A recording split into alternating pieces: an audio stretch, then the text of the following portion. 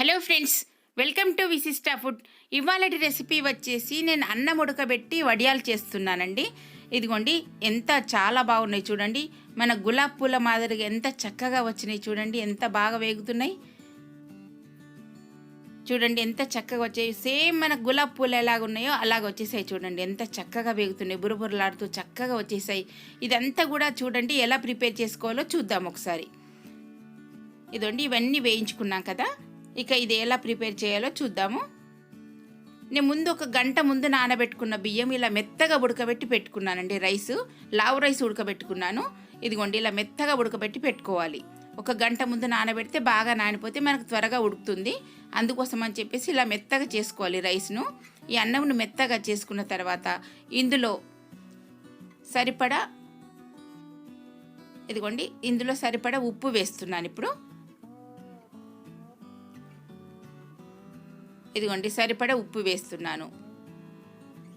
ఒక 1/2 tea spoon అంతా వాము వేస్తున్నాను. ఒక 1/2 టీ స్పూన్ అంతా జీలకర్ర కూడా వేస్తున్నాను. ఇదిగోండి, ఇవన్నీ వేసి బాగా కలుపుకోవాలి. మనకు ఇదంతా పిండిలో కలిసేటట్టు, ఈ రైస్లో కలిసేటట్టు బాగా కలుపుకోవాలి. కలుపుకున్న తర్వాత ఇప్పుడు ఇది కలుపుకున్నాం కదా, ఆ తర్వాత చిన్న చిన్నగా వడియాలాగా పెట్టేసుకుందాం ఒక కవర్ పైన. ఇదిగోండి, ఇలా కవర్ పైన ఇలా చిన్న చిన్నగా పెట్టేసుకున్న తర్వాత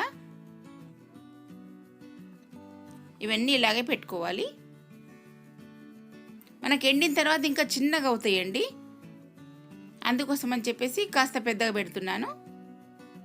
ఇదిగోండి, ఇలా పెట్టేసిన తర్వాత ఈ మధ్యలో నేను ఫుడ్ కలర్ పెడుతున్నానండి. ఇది ఫుడ్ కలర్, ఇది నేను వేసేది.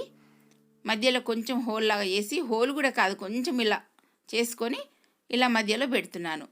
అప్పుడు మనకు వేయించుకుంటప్పుడు సేమ్ గులాబ్ పూలు ఎట్లా ఉంటాయో అలా ఆ మాదిరిగా వస్తాయి. ఇప్పుడు ఇందాక చూసాం కదా మనము, దాని మాదిరిగా వస్తుంటుంటాయి. ఇదిగో చూడండి, అన్నిటికి కూడా ఇలాగే పెట్టుకోవాలి. ఇంకా వేరే కలర్ కూడా పెట్టుకోవచ్చు, గ్రీన్, ఇంకా ఏ కలర్ అయినా పెట్టుకోవచ్చు. ఇవన్నీ ఎండిన తర్వాత మనకు వడియాలు ఇదిగో చూడండి ఇలా వచ్చేసాయి.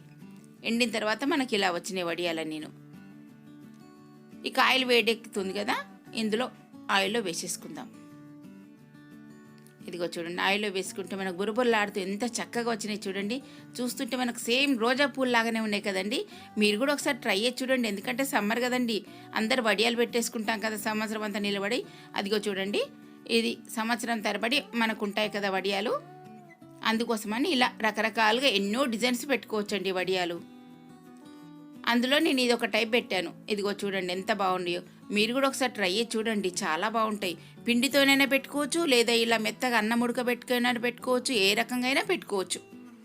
ఇవన్నీ ఇలాగే వేయించుకోవాలండి. ఇక ఆయిల్ కాస్త వేడి బాగున్నప్పుడే ఇవి పొంగుతాయండి. మనకు మీడియం ఉన్నప్పుడు అసలు పొంగవు వడియాలనేటివి.